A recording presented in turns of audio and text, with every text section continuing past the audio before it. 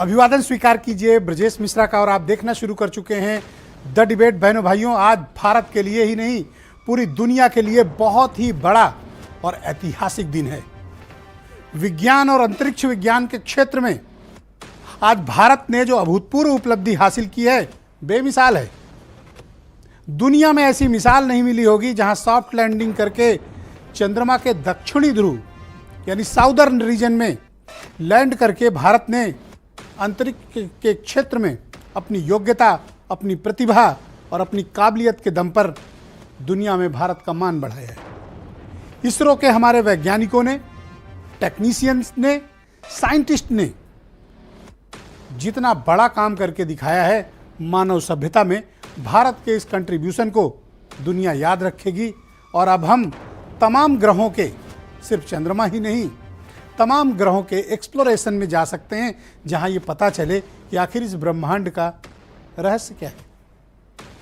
यह अभियान बहुत सार्थक और जिस गति से चला, बहनों भाइयों, पूरी दुनिया में आज भारत को साइंस के लिए जाना जाता है। स्पेस साइंस के लिए विख्यात है भारत। ये किसी भी देश के लिए परसेप्शन बदल देने की सबसे बड़ी कवायद है। आज की हमारी चर्चा इसी विषय पर होगी और इसमें कोई राजनीतिक बात नहीं। बहनों भाइयों, यह महान उपलब्धि है। इस महान उपलब्धि के नायक हमारे वो महान वैज्ञानिक हैं, हमारे वो महान टेक्नीशियंस हैं, हमारे वो महान रॉकेट साइंटिस्ट हैं जिन्होंने भारत का परसेप्शन ही बदल दिया। दुनिया में भारत पहला ऐसा देश है जिसने चंद्रमा के दक्षिणी हिस्से पर, जहां जाना ही दुरूह नहीं, अत्यंत मुश्किल क्षेत्र है, कारण इसकी भौगोलिक परिस्थिति, कारण यहां का एटमॉस्फेयर और कारण यहां का क्षेत्रीय असमतल होना। जो लोग रॉकेट लॉन्च से लेकर, चंद्रयान के लॉन्च से लेकर जिन्होंने अब तक का सफर देखा है, बहनों भाइयों, एक बहुत ही कॉम्प्लिकेटेड प्रोसेस है, बहुत एक जटिल प्रक्रिया है। इस प्रक्रिया को स्वदेशी तकनीक से भारत के महान वैज्ञानिकों ने कर दिखाया। जो किया है वो नामुमकिन कार्य है और जो कर दिखाया है वो असंभव है।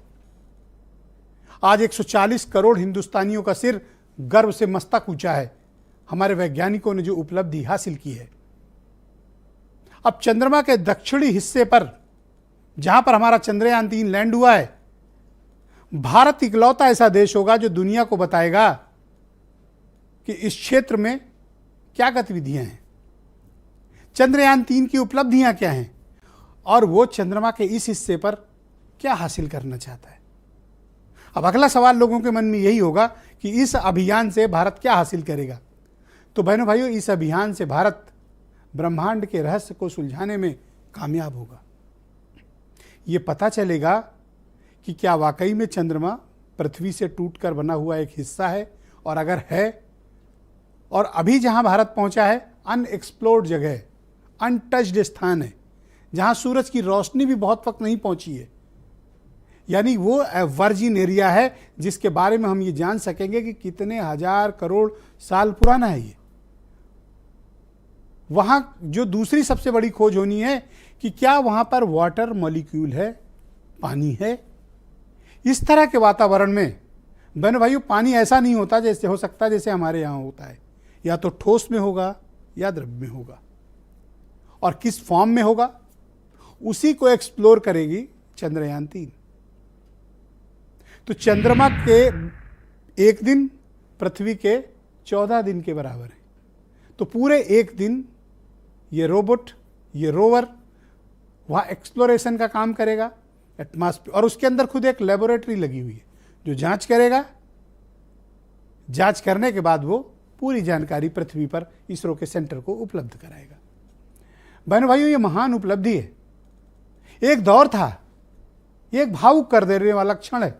मैं इसके तकनीकी पहलू पे जाना नहीं चाहता, उसके लिए हमारे साथ आज वैज्ञानिकों, तमाम श्रेष्ठ वैज्ञानिक जुड़ रहे हैं।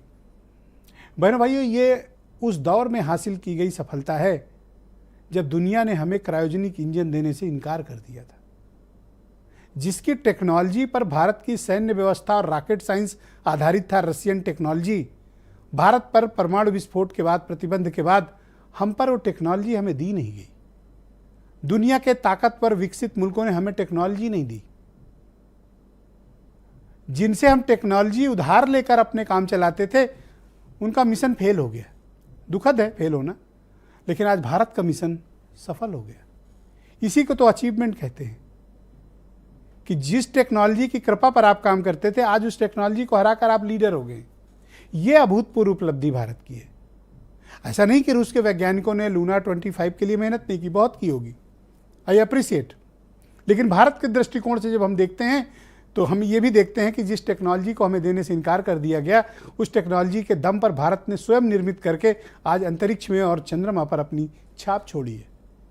मैं उस क्षण की कल्पना कर रहा हूं जब रोवर निकलेगा, पहला फुटप्रिंट जब वो अपना चंद्रमा पर देगा, तो जानते हैं कौन सा फुटप्रिंट होगा? भारत की सत्ता का प्रतीक अशोक की लाट, पहला प्रिंट वो देगा। तो सोचिए कि कितने गर्व की बात है कि हम पृथ्वी के रहस्य, ब्रह्मांड के रहस्य को सुलझाने में कामयाब होंगे।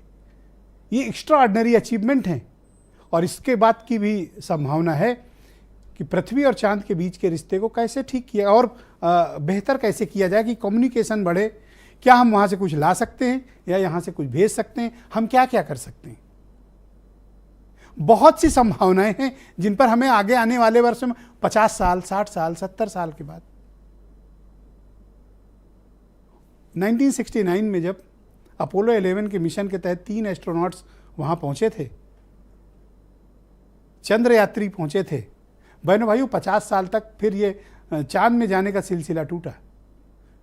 अब उसके बाद ये नई होड़ शुरू हुई है और भारत की उपलब्धि के बाद निश्चित तौर पर नासा भी दबाव में है, यूरोपियन स्पेस एजेंसी भी दबाव में है, रशियन स्पेस एजेंसी भी दबाव में है और चाइना भी दबाव में है।